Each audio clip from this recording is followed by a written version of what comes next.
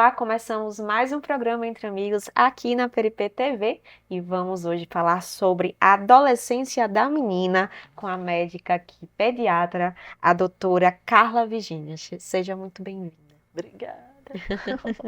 Agora me conte, né? A adolescência, né, da feminina começa muito antes, a gente pensa logo em menstruação, mas começa Sim. antes, né? Quais são esses sinais que a gente consegue identificar, Então, né, nessa fase da adolescência da mulher? a puberdade feminina, na verdade, inicia aos 8 aninhos de idade, a dos meninos aos 9, e esse começo de mudanças vem sendo sutil, não é de uma hora para outra, né? Como o Rafa mesmo falou, que vai virar um adolescente, né? Então a gente sente primeiro as mudanças de humor, a mudança de odor, o aparecimento de pelos. E aí, com o decorrer do tempo, vão aumentando as glândulas mamárias e a presença de pelos em regiões mais próximas à região inguinal, que é a região de virilha, em região axilar. E o comportamento vai mudando também por conta dos hormônios, né? Por isso que muitas dessas alterações não são vistas de uma hora para outra. Elas vêm ocorrendo no decorrer dos anos, na verdade, né? Exatamente. E falando sobre isso, né, a questão de mudanças que acontecem na menina, mulher, né, nessa fase que ela está se reconhecendo como mulher, né, como é que a gente consegue, porque assim, é uma fase de insegurança, tanto para a menina quanto para a família, né, até que ponto é normal e até que ponto a gente tem que, poxa, eu tenho que procurar ajuda profissional, da médica, no caso aqui, né, da pediatra, né? Então, é um momento de transição, realmente, Uhum, entre a infância e a idade adulta, né? Então, sim. essa ponte chama-se adolescência e é um momento de muitas mudanças, tanto comportamentais como físicas, como mentais, né? Então, o que acontece? A gente vai observar se foge demais do padrão. Então, se tem uma mudança de comportamento muito brusca, a ponto de, por exemplo, aquela adolescente isolar-se no quarto, não comer, ou comer compulsivamente, a gente leva ao pediatra, ou ao ebiatra, que é o pediatra do Uhum, adolescente, né? uhum. Ou, por exemplo, podem ocorrer causas orgânicas, como uma hipovitaminose D. Então, muitas vezes, aquele adolescente tem um comportamento mais recluso, quer ficar no quarto, quer ficar jogando um videogame, quer ficar jogando no computador e não faz atividades mais solares, digamos assim, né? Uhum. Atividades ao ar livre. E acaba diminuindo o aporte de vitamina D, levando a essa hipovitaminose a isolamento, a comportamentos que simulam uma depressão, e seria só uma mudança, um ajuste de alimentação, por exemplo, ou uma suplementação. Interessante saber, né? A gente passa por mudanças assim. Às vezes a alimentação seria apenas o fator que está causando, né? Sim. Aquela alteração. É bom saber, inclusive. E agora, a gente sabe que os pais de primeira viagem que estão passando por esses momentos, né?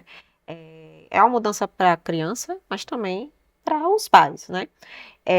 Como é que os pais podem abordar temas, né, como menstruação, como mudanças no corpo, sexualidade, enfim, sem tabu, mas de forma saudável. Rafa, esse é um ponto bem interessante. Uhum, Muitas vezes no consultório, com o vínculo mesmo que a gente acaba criando entre o paciente e a pediatra, o pediatra e a mãe ou o pai, os pais pedem que a gente fale um pouquinho sobre reprodução, uhum, sobre a chegada da menstruação. sim, E eu sempre tento inserir no contexto que é algo que deve ser familiar mesmo, uhum, né? Então, a criança e o adolescente, ele tem que sentir a segurança de que pode falar com os pais sobre tudo, inclusive sobre sexualidade. E hoje em dia a gente não fala só sobre a sexualidade de quando vai iniciar o ato sexual, mas também, por exemplo, sobre dimorfismo sexual, sobre gênero, sobre escolha de gênero. É algo que está ocorrendo bastante. Eu já fui procurada, inclusive, para temas como esse, né? para que se explorasse esse tema com a criança, com o adolescente que estaria em confusão, né? E isso deve ser feito não só na adolescência, mas deve ser falado com clareza sobre as mudanças do corpo desde o comecinho, porque a criança, a menina, essa menina, ela se sente desconfortável muitas vezes com aquele aumento dos seios, com eu vou usar o sutiã, né? Tem algumas que ficam super felizes porque eu vou usar sutiã, mesmo sem ter ainda o broto mamário, mas já tem outras que se sentem extremamente desconfortáveis, que têm sensibilidade ao tecido. Então, parece que o problema vem com a menstruação, mas não, ele começa desde antes, né? Então, é aos poucos e cada ponto desse deve ser levado em conta, tá bom? E a gente sabe também que as redes sociais também trazem um impacto, né, na questão emocional da criança, né? É, você tem relatos, assim, de algum reflexo do que a mídia traz, né, em relação a influenciar mesmo, né? Os influenciadores hoje utilizam de várias manhas aí para captar a atenção da pessoa. E a gente sabe que hoje a criança, o adolescente tem acesso às redes sociais, né, de forma fácil. Então, quais os principais reflexos dessa influência da mídia, da rede social para as crianças em consultório? A mídia, a rede social, ela influencia diretamente. Uhum. Então, essas mudanças do corpo, por exemplo, elas podem ser antecipadas quando a gente expõe a criança, por exemplo, à sexualidade, a conteúdos adultos, a informações que não são para aquela faixa etária. Então, a gente antecipa processos. Não só a rede social, né, mas o próprio comportamento social da atualidade, que leva a uma adultização daquela criança, de desde pequena a gente incentivar, Joãozinho está namorando com a coleguinha, né? Essa coleguinha usa unhas postiças, né? Outra coisa que as meninas gostam muito, por exemplo, maquiagem, esmalte. Isso fala também a favor da identificação das meninas como mulheres, né? E que é algo importante, esse empoderamento, né, da menina que vai se tornar uma mulher, mas a gente tem que ter cuidado também para não soar como erotização. E não só isso, esses produtos muitas vezes têm componentes alergênicos. Então, a maquiagem, o esmalte que essa adolescente está utilizando tem que ser observado se foi dermatologicamente testado para aquela faixa etária. Tá? E a gente sabe também que existe uma pressão também, né, psicológica, emocional, né, por questão de comparação estética, né, Sim. com imagens, fotos, enfim, de rede social que a gente acaba vendo e acreditando, né?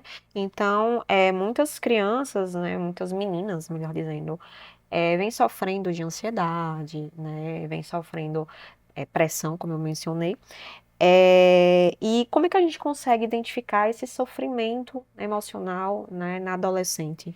Então, como eu falei anteriormente, é importante que os pais conheçam bem essa sua filha, conheçam como ela é intimamente, né, como ela é na vida real, como ela é na escola, como ela é em casa, para que seja detectado essa alteração de comportamento quando acontecer.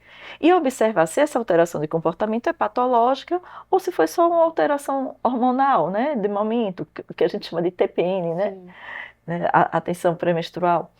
Porque muitas vezes isso pode realmente ser orgânico, ser uma alteração de, de hormônios, mas pode ser também uma exposição exagerada, né, a conteúdos eróticos ou conteúdos de estética, pensando que o corpo daquela menina não é o de uma mulher.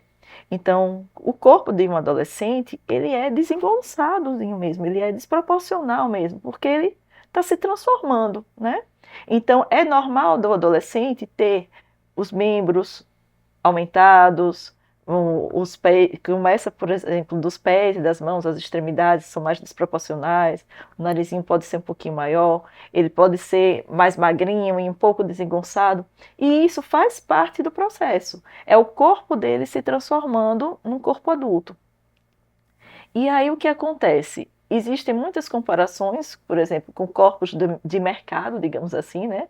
O corpo de uma modelo, o corpo de uma atriz, o corpo de um cantor, mas a gente tem que levar em conta que se essa criança sai fora do padrão, as outras crianças, os outros adolescentes, podem ser terríveis também. Então, as crianças, os adolescentes nem sempre são fofinhos, não. Então, se ele está acima do peso, é chamado de gorduchinho. Ah, se ele é magro, ele é o varapau, né? Então, o cis, né? As inconsistências fora do padrão são perseguidas mesmo, né? E isso é uma realidade, infelizmente. Então, a gente sofre muito bullying na escola, tem muita criança, tem muito adolescente sofrendo bullying na escola, porque quebra as expectativas de um padrão que é irreal para a realidade, para a cultura, para o biotipo mesmo, né, do brasileiro. Você falou sobre mudanças, né? Sobre o ganho de peso, ou ser uma pessoa mais magrinha. E a gente sabe também que tem as mudanças hormonais que podem causar também o aparecimento de acne, né? O crescimento acelerado, né, de pelos no corpo, enfim, tudo isso pode estar afetando a autoestima daquela menina, né? Como é que a gente pode trabalhar a autoaceitação, né? A gente sabe que não é só acompanhamento médico, mas também é importante a terapia, né? A questão psicológica aí é muito importante para a autoaceitação mesmo. Eu diria que a palavra-chave seria esclarecimento, Uhum. né? Então seria deixar o mais claro possível quais são as alterações comportamentais que podem ocorrer, quais as alterações do corpo que vão ocorrer, e isso com conhecimento mesmo. Uhum. Existe uma caderneta, assim como tem a caderneta da criança, que é aquela que a gente diz, o caderno de vacinas, né? Que tem da criança, você tem os gráficos até os 10 anos, existe também uma outra caderneta, que as pessoas não costumam falar muito, porque, inclusive, é bom esse tema, né? Porque os adolescentes não são tão bem cuidados, né? Não se fala muito sobre a adolescência, mas existe uma caderneta do adolescente, e nessa caderneta do adolescente, tanto para os meninos como para as meninas, fala sobre as alterações do corpo, as alterações de comportamento, sobre orientações sexuais, sobre o uso de drogas, uso de álcool, né? Socialização. Então, essa caderneta ela é muito rica em conhecimento. Então, por exemplo, chega uma adolescente, eu sempre peço que ela leia aquela caderneta do adolescente, porque tem uma linguagem acessível, uma linguagem para o adolescente mesmo, e que ele anote no caderninho as dúvidas, né? Para que no retorno ele tire as dúvidas com a pediatra dele, né? A pediatra dela. Porque eu acredito muito que o conhecimento é o que vai fazer com que ela tenha o discernimento de se ela está bem ou não. Então, hoje em dia, sabendo disso, né, muitas vezes elas chegam com confusão mesmo, de que estão se sentindo mal, que estão com náusea, que estão com dor de cabeça, com uma irritação que não sabe explicar por quê. Por exemplo, esse seria um exemplo.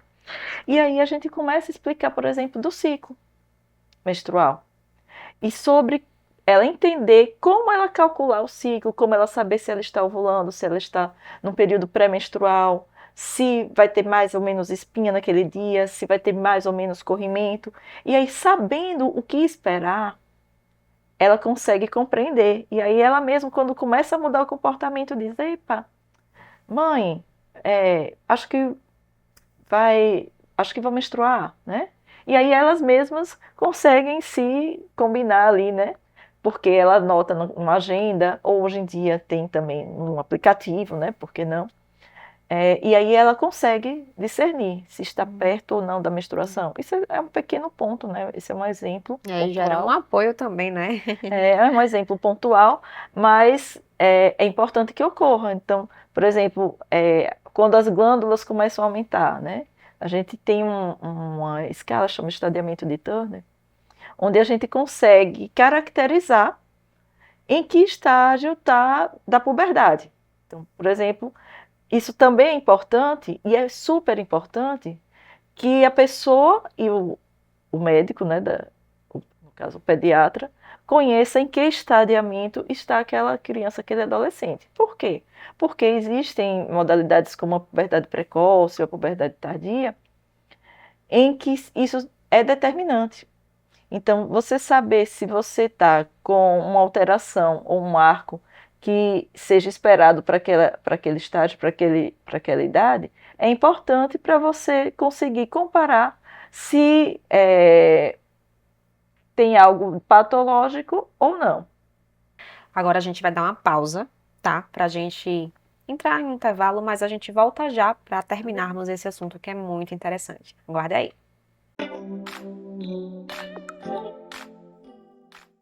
E voltamos com o programa Entre Amigos. Continuamos aqui com a doutora Carla, falando sobre a adolescência da menina. Agora, para darmos continuidade, né? Em qual momento você, como pediatra, né, você orienta a menina a já ter uma consulta ginecológica? Então, a princípio, na menarca. A menarca é a primeira menstruação da menina. Eu peço ultrassonografia, faço o acolhimento, explico e encaminho para o ginecologista. Muitas vezes elas não querem ir, ainda não acham necessário, às vezes as mães também não acham necessário. Eu consigo manejar até certo ponto, né? Mas eu sempre estimulo que após a menarca, a menarca, elas em algum momento já iniciem as consultas ginecológicas, até para ir criando o hábito mesmo, né? De estudar o corpo feminino, de se entender e de quebrar o tabu de que está indo ao ginecologista, por exemplo, né? Porque existem muitas doenças que ocorrem desde a adolescência que vêm sendo negligenciadas durante muito tempo. Por exemplo, a endometriose. Muitas meninas sofrem de cólicas menstruais muito fortes, incapacitantes, que acabam nem conseguindo ir para a escola quando estão menstruadas. E acabam deixando isso para a idade adulta, não tratam e poderiam não ter passado por esse sofrimento, entende? Então, eu acredito que ter um diagnóstico precoce, ter um olhar diferenciado para a saúde feminina é sempre importante, sim. E a gente sabe também que a relação entre a mãe e a filha, né, pode mudar um pouco. Como é que os responsáveis, né, os pais, podem equilibrar o diálogo, né, limites, mas também acolhimento, né, com a menina, nessa fase de mudanças? Oh, Rafa, eu acho que a palavra-chave dessa pergunta é acolhimento. Então, como na adolescência existe muita adrenalina, muitos hormônios, é uma euforia que se alterna com uma desinibição, depois vem um comportamento mais recluso. Então, nem os próprios pais conseguem acompanhar essas mudanças hormonais, essas mudanças de comportamento. Então, o ideal é que você respire e pense duas vezes, né?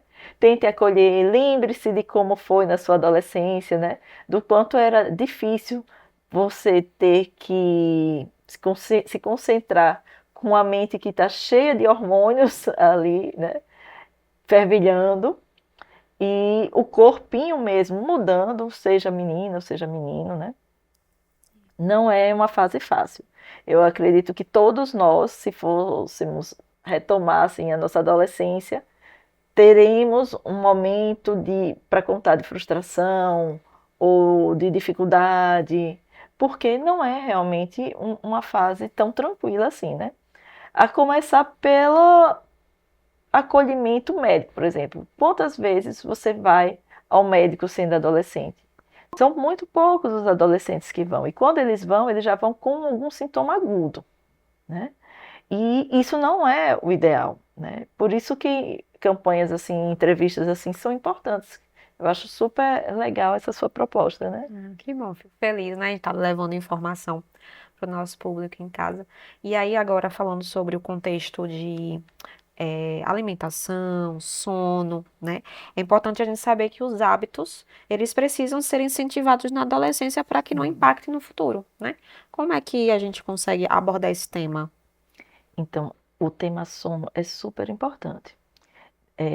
Os adolescentes, eles dormem mais mesmo do que na infância. Eles só não dormem mais do que o bebezinho, né? Então, depois da sua fase bebê, a fase que você vai mais dormir, a fase que você vai ter maior transformação metabólica é a adolescência. Então, imagine o quanto de gasto calórico você precisa para se transformar, né? Porque é uma metamorfose, é uma transformação mesmo, de corpo, de alma, de mente. É um turbilhão de emoções e de hormônios e de mudanças de divisões celulares mesmo. Então, acaba que isso tem impactos. Então, se você dorme bem, você consegue ter essa metamorfose de uma maneira mais tranquila, digamos. Só que é justamente uma fase em que há muito de isolamento social, há muito de informatização, de uso de tela, e acaba que essa criança não tem um sono de qualidade, esse adolescente não tem um sono de qualidade. E esse sono não é reparador, como a gente diz, né? Então ele vai dormir tarde, ele acorda cedo porque tem que ir para a escola, e aí no decorrer do dia, que é uma queixa bem comum, né, no consultório do adolescente, ele está com cefaleia, ele está com dor de cabeça, ele fica é, hipotenso, ele tem náusea. Por quê? Porque ele fica cansado, ele fica fadigado de estar sempre antenado, né? E ao mesmo tempo não conseguir descansar. Numa fase que era para ser o contrário, que era para ele dormir mais, ele acaba diminuindo essa quantidade de sono por conta da automatização. E o que não é fisiológico, né? Exatamente. Agora, para encerrarmos, né, deixa sua mensagem como orientação mesmo para as meninas adolescentes que estão passando por esse turbilhão de mudanças, né, e hormônios à flor da pele. Deixa sua mensagem. Então, meninas, já fomos vocês um dia, né? No final vai dar tudo certo, tá bom? Só que é importante que a gente tenha, assim, o apoio das nossas mães, dos nossos pais, né? Por que não, né? Dos nossos responsáveis legais. Que a família esteja em conjunto e que entenda que ela está, sim, passando por transformações.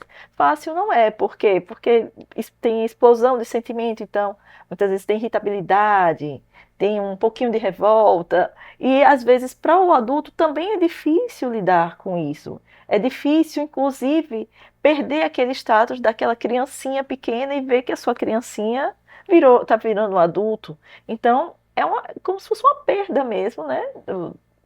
Da mãe, do pai, daquele status de pai e mãe de bebê, né? E para virar o pai e mãe de uma menina adolescente, né? E com tudo isso que traz, né? Culturalmente, socialmente. Então, por exemplo, a menina debutante, né? Antigamente era apresentada à sociedade como se fosse mudar toda uma vida, e mudava mesmo. Mas hoje em dia, o debut, digamos assim, é uma apresentação a uma vida de mais atividades, de mais demandas, de menos tempo, de menos sono, de uma qualidade de alimentação ruim. E isso traz impactos, né? Por isso que a gente tem que ter, observando a parte de sono, um sono reparador, uma alimentação equilibrada, porque, como o Rafa falou, né, a gente tem a questão das espinhas, a gente tem a questão da alteração hormonal e alguns distúrbios alimentares, tanto para evitação de alimentos, como para uma compulsão alimentar. E um outro ponto importante seria a prevenção, né, a imunização, que muitas vezes a gente pensa em vacina só na criança pequena, mas o adolescente também precisa ser vacinado. Uma das vacinas bem importantes, ou talvez a mais importante da adolescência, é o HPV, que vai fazer com que a gente não tenha câncer do colo do útero com uma grande escala nas gerações futuras. Então, eu acredito que esses pontos, aliados também à segurança, segurança sexual, segurança do toque do próprio corpo, segurança de saber conversar com seu filho sobre o uso de drogas, sobre o uso de álcool, é uma coisa que tem que ser falada não só em consultório, não só na escola, mas também em casa. O consumo de álcool, por exemplo, já foi constatado recentemente que está maior em adolescentes meninas do que em adolescentes meninos. Então, é importante que se observe o comportamento da sua menina, né? Porque as meninas, hoje elas estão com maior poder social, digamos assim, mas elas também estão mais expostas socialmente aos perigos da violência sexual, da violência, de uso abusivo de drogas, por que não, né? Seria uma espécie de violência, uma violência moral, uma violência de mudanças de paradigma que não são estabelecidos realmente com seus direitos. Agora, para encerrarmos, né? Foi uma aula aqui pra gente. Deixa seu contato e onde as pessoas podem encontrá-la, né? Onde é que fica o seu consultório? Eu atendo na Vida Pediatria e Vacinas, ali no Horizonte Jardins, próximo ao shopping, né? E meu contato é 799-9118-8166. Mas geralmente você consegue falar comigo pelo Instagram facilmente, sou acessível, né? No @DRA Carla Virginia, viu? Aguardo vocês. Obrigada, viu, pela sua presença. Obrigada, Volte mais Rafa. vezes com novos temas. E a gente encerra por aqui, por hoje, porque semana que vem a gente volta com mais um programa Entre Amigos aqui na Pripe TV. Até mais.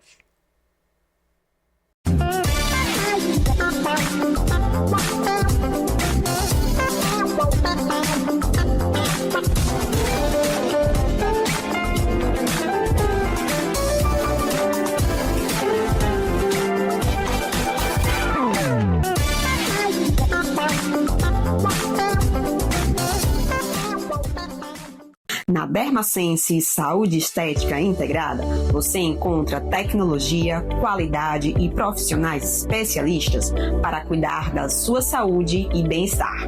Nossa clínica oferece um ambiente acolhedor e atendimento humanizado, com equipamentos modernos e técnicas avançadas, garantindo segurança e resultados eficazes. Aqui, a sua jornada começa com uma avaliação personalizada, oferecendo procedimentos faciais como harmonização e rejuvenescimento, corporais para modelagem e redução de medidas e capilares para fortalecimento e crescimento dos fios. Agende já a sua avaliação.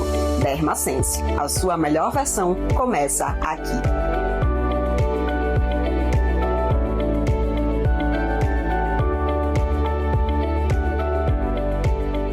A Cazuli é uma clínica criada para transformação real. Aqui, cada paciente é acolhido com cuidado, técnica e propósito. Ajudamos você a entender onde está, identificar o que precisa ser tratado e construir, passo a passo, uma evolução verdadeira.